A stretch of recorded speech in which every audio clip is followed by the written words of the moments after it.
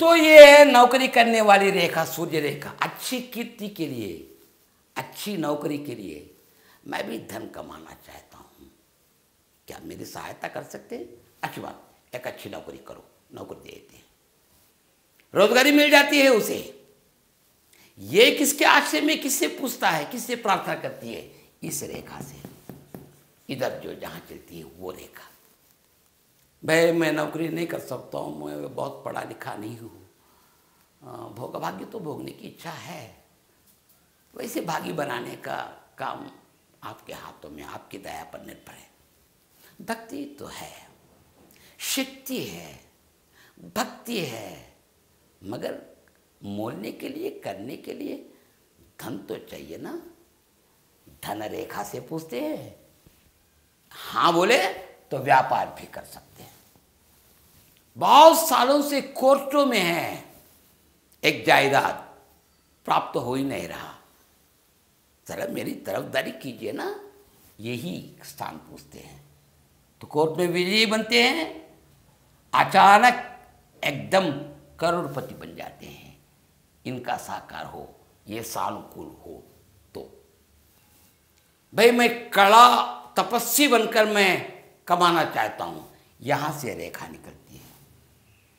विदेश चलकर बहुत कमाऊं, बीच चंद्र स्थान से एक रेखा निकलती है। यानी धन के लिए अनेक प्रकार के स्थान हैं धन प्राप्त करने के लिए। एक है पित्रार्जित, पिता ने जो कमाया उसे कहते हैं पित्रार्जित।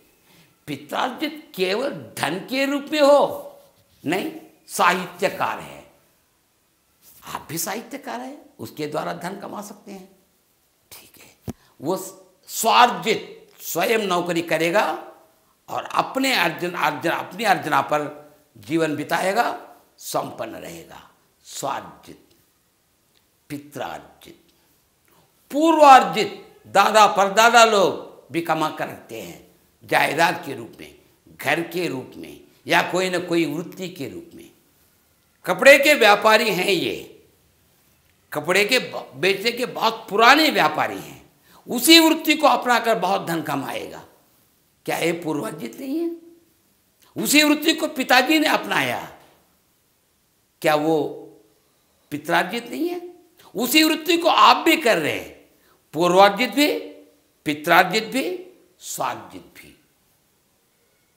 ससुराल से कुछ धन आएगा इनके विनय धन को देखकर, ससुरार्जित। पत्नी भी पढ़ी लिखी होकर या तो व्यापार करेगी, नहीं तो नौकरी करेगी, या नहीं तो मायके यहां से लाएगी। भार्यार्जित, पत्नी अर्जित, स्त्री अर्जित।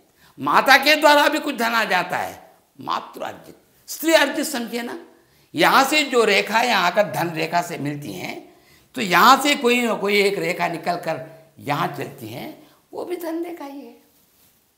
इसलिए पहचान, ये रेखा कहाँ पैदा हुई इससे इसकी पहचान नहीं है, इसकी पहचान पहुंच पर निर्भर है। यानी ये अंत कहाँ हो रही है? शनि स्थान में समाप्त होने वाली रेखा है धन रेखा। इसका होना अत्यंत आवश्यक है? नहीं है, धन्य हैं आप। नहीं भी है तो भी धनवान है। इन सभी रेखाओं को देखकर करोड़पति भी बनेंगे, उसको सब कुछ है, क्या नहीं है? तृप्ति नहीं है। क्या फायदा? तृप्ति धन, वो भी एक प्रकार का धन है। कोई संतान धनी होता है, कोई वाक धनी होता है, कोई विनय धनी होता है, कोई विद्या धनी होता है। धन के अर्थ तो इतना विस्तार है, इतना विशाल है, उसकी परिभाषा नहीं दे सकते हैं हम, उतने विस्तृत है उसका अर्थ। तो देखिए, ये रेखाओं में इसकी पहचान अंतिम स्थान को लेकर, अंतिम स्थान जहां पहुंचती उसको लेकर, अर्थात हथेली से रेखा कहीं से भी निकले, इस स्थान पर अगर कोई रेखा पहुंचती है, किस स्थान पर? मध्यमांगुली के स्थान पर। मध्यमांगुली शनि ग्रह कारकों को ग्रहण कर जिस पर्वत पर डालता है इसको शनि पर्वत कहते हैं। इसकी सीमाएं हद बताए गए हैं आपके लिए। इस हद में, इस सीमा में जो कोई भी रेखा जिधर किधर से आकर यहाँ पहुँचती है वो है बंधु धन रेखा।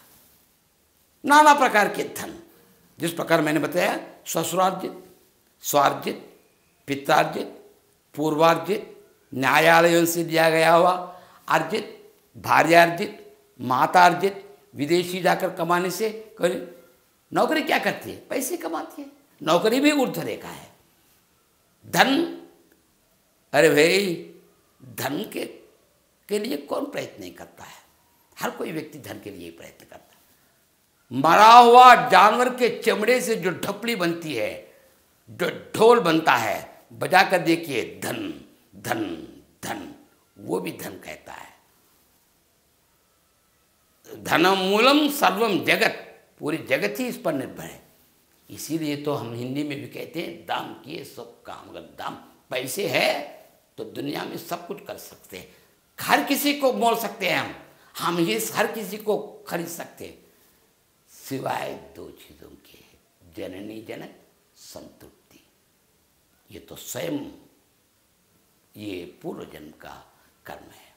इसीलिए तो माता का ऋण धन से चुका नहीं सकते हैं, अन्य विषयों से चुका नहीं सकते हैं।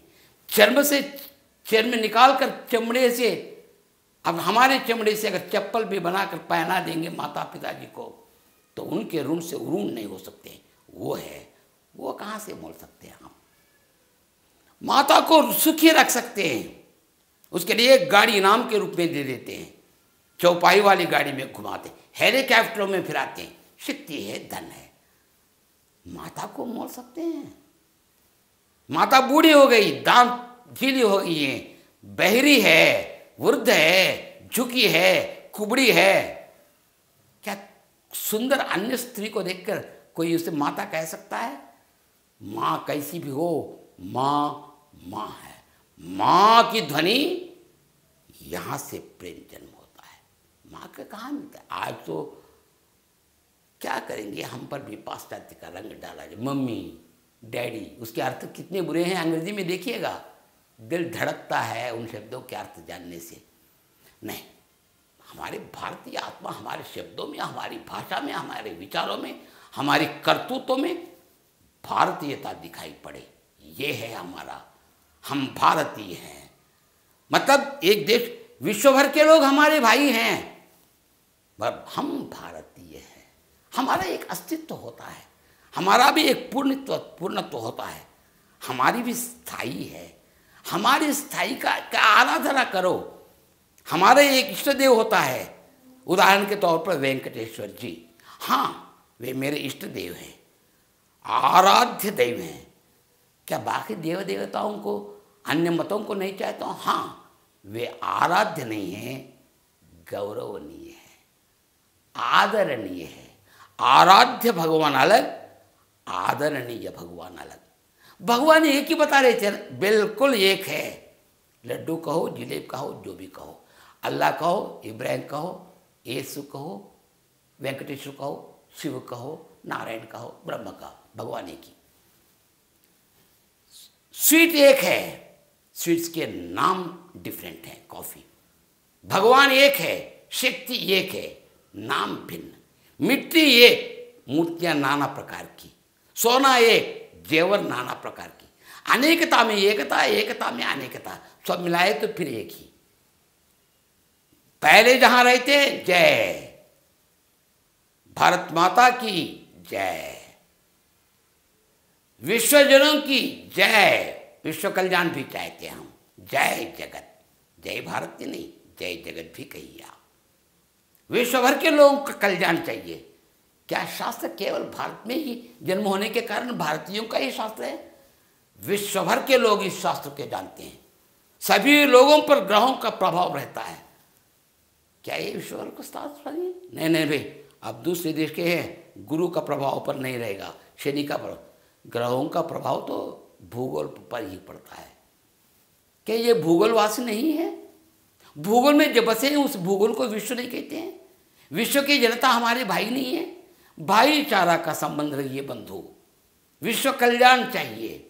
शास्त्र पढ़ाते हैं तो विश्व कल्याण के लिए, शास्त्र बताते हैं विश्व कल्याण के लिए, प्रतिफल सुनाते हैं, प्रारब्ध कथन करते हैं तो विश्व कल्याण के लिए। एक जातक आप उनके आपके सामने आने के कारण रेखाओं को पढ़ते हुए उनकी भाषा में अनुवाद करते हैं।